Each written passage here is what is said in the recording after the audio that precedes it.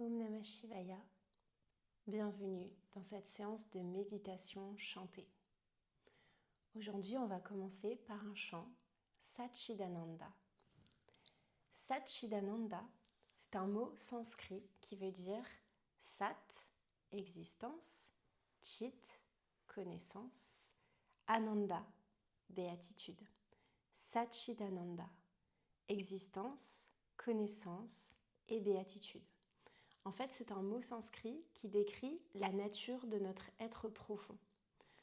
Souvent, dans notre vie quotidienne, on peut être envahi d'émotions, de pensées, comme si c'était en fait un fleuve très agité, mais en fait, dans la profondeur, notre être profond, qu'est-ce qu'il est réellement? Il n'est pas ses émotions, il n'est pas ses pensées, il est existence, connaissance et béatitude.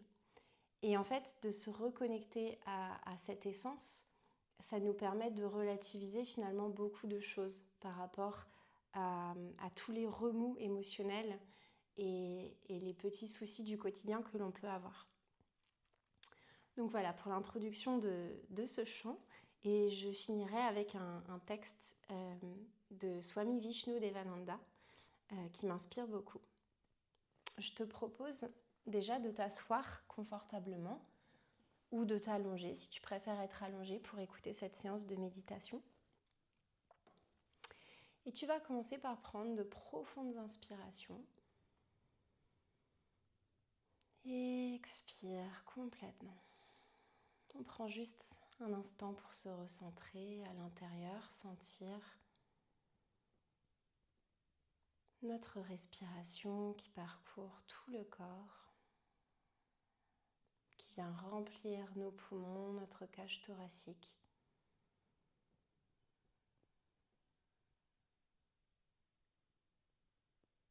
On laisse de côté toutes les pensées, toutes les actions du jour, simplement pour se recentrer ici et maintenant.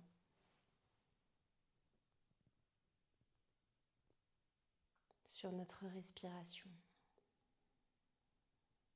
sur notre corps qui est là, bien présent.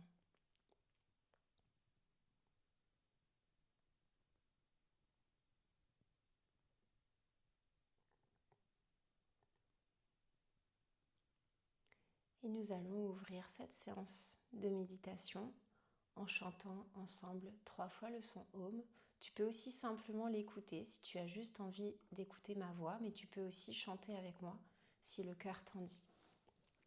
Prends une grande inspiration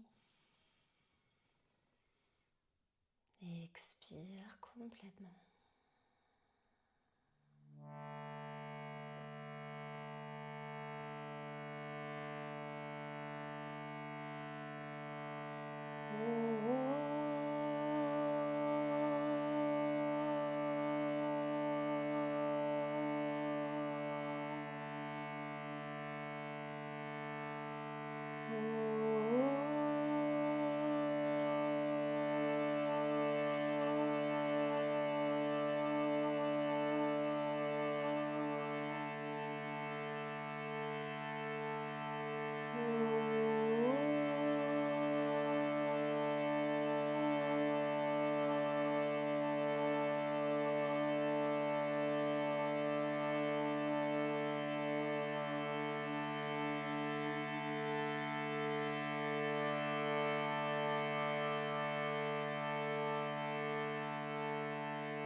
Shanti, Shanti, Shanti.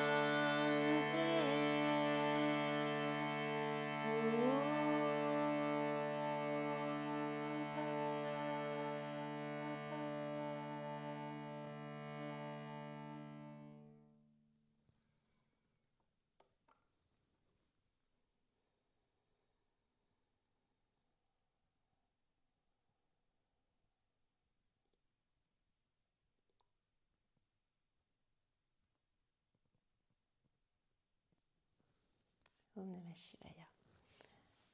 On va donc chanter maintenant Satchidananda. Je vais te mettre les paroles juste en dessous de cette vidéo. Satchidananda Guru, Satchidananda, et je répète à chaque fois 2 fois. Ce que je vais faire, c'est que je vais vraiment le chanter comme un kirtan, c'est-à-dire question-réponse. Je vais entonner une fois et après tu m'entendras jouer une deuxième fois juste à l'harmonium. Et comme ça, si tu te sens l'inspiration, tu peux chanter à ton tour. Donc c'est vraiment une question-réponse. Je chante, tu réponds. Je chante, tu réponds. Satchidananda Guru, Satchidananda. Et ensuite, la deuxième phrase, c'est Ananda. Ananda, c'est la joie en sanskrit. Ananda Guru. Guru, c'est donc le professeur. En fait, c'est celui qui te conduit de l'ombre vers la lumière. Ananda Guru Om, le son universel Om. Shivananda Guru Om.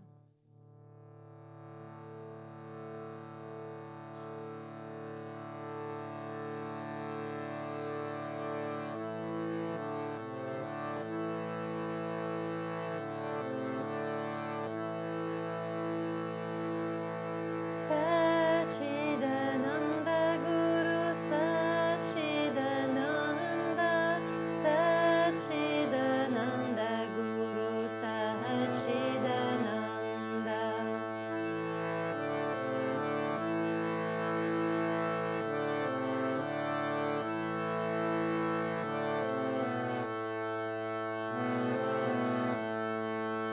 Satchidananda Guru Satchidananda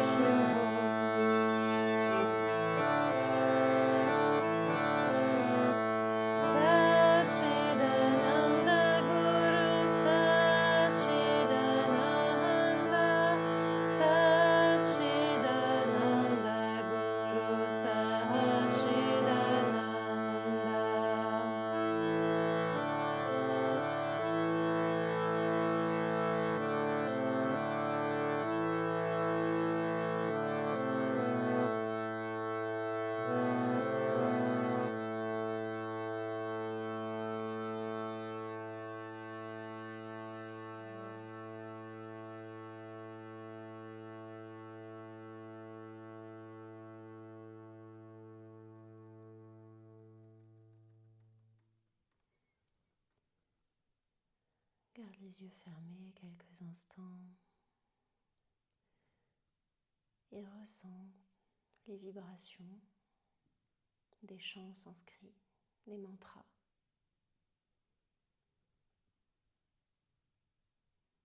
Ressens toute la paix, la joie, toutes les émotions qui peuvent survenir en cet instant, tout le calme.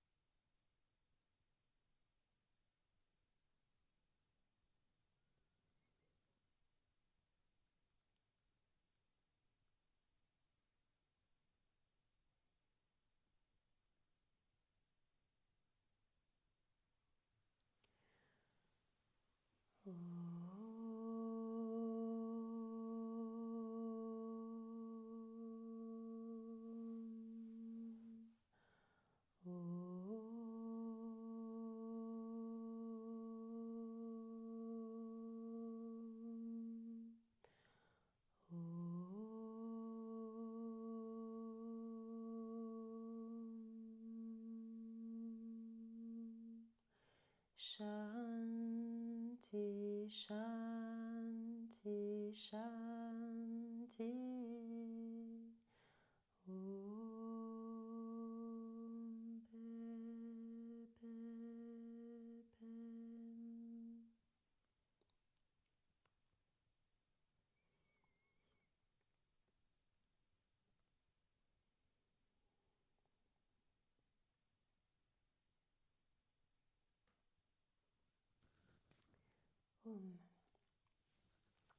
J'espère que ce chant a pu te faire ressentir ce que c'est que le Bhakti Yoga.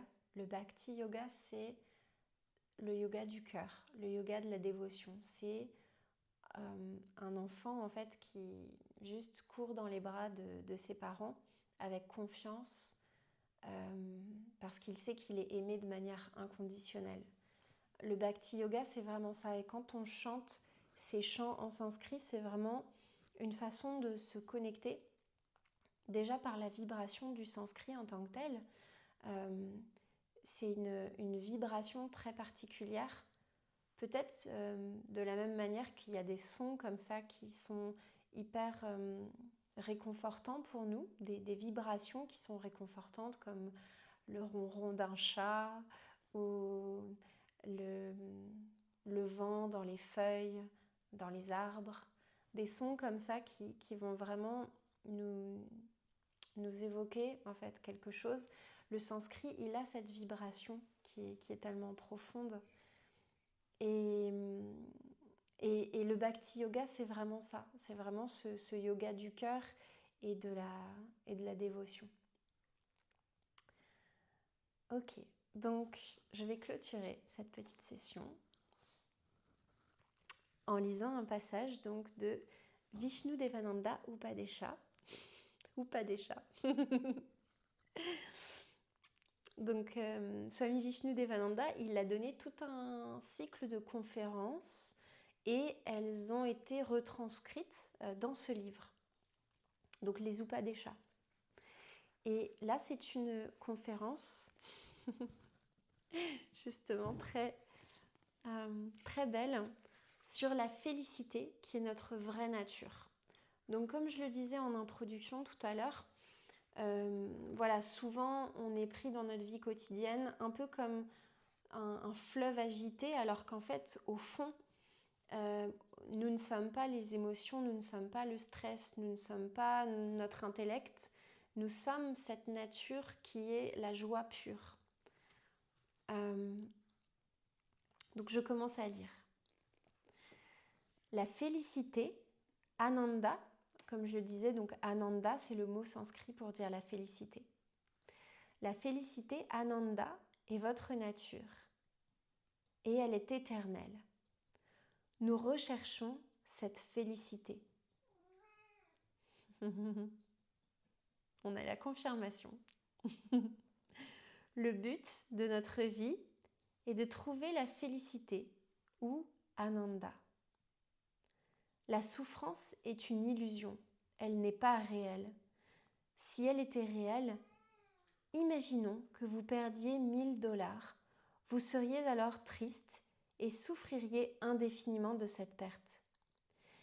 Mais au fur et à mesure que les jours et les mois passent, lentement, la souffrance disparaît. Elle se dissipe comme une brume. Même si vous perdez les êtres les plus chers, votre fille, votre mère, votre mari ou votre femme, cette peine ne va durer qu'un certain temps. Ce chagrin ne durera pas éternellement. Par exemple, prenez un morceau de fer et mettez-le dans du charbon ardent. Quand vous le ressortirez, il sera incandescent. Il aura pris les qualités du feu.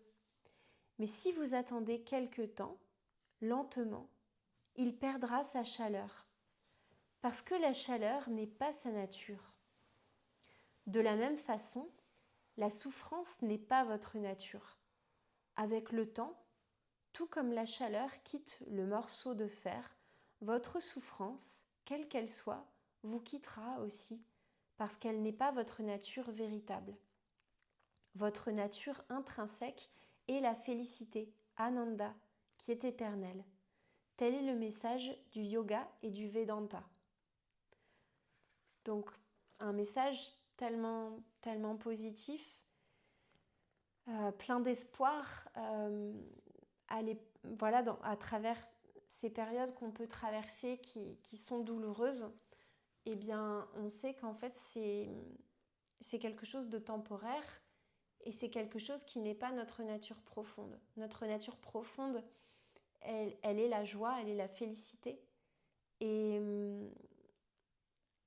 c'est peut-être aussi cette force de la résilience, justement, de se dire que les épreuves sont là, bien sûr, mais que au fond de notre âme, notre nature profonde, c'est vraiment d'être dans la joie et de toujours chercher justement chaque jour qu'est-ce qui nous apporte de la joie et de se reconnecter toujours à cette joie qui est la joie que l'on ressentait lorsqu'on était un petit enfant qui ne connaissait pas justement le stress du monde des adultes, comme on peut dire.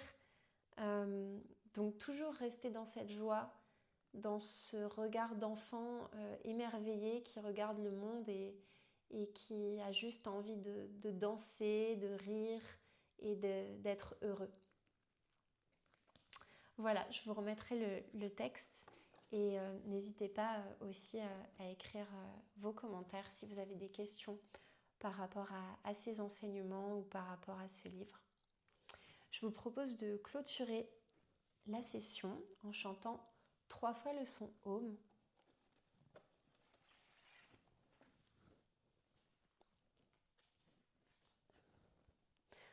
Prenez le temps de vous rasseoir ou restez allongé si vous êtes allongé pour écouter cette méditation.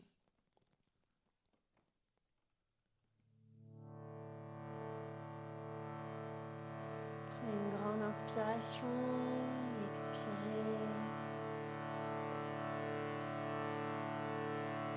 Inspirez.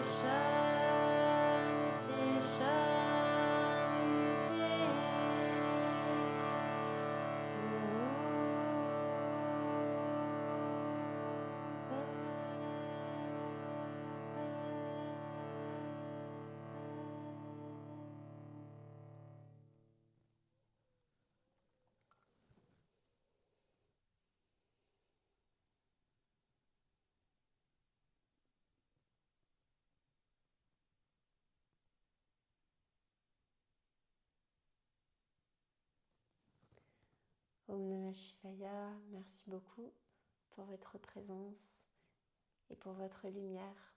À très bientôt.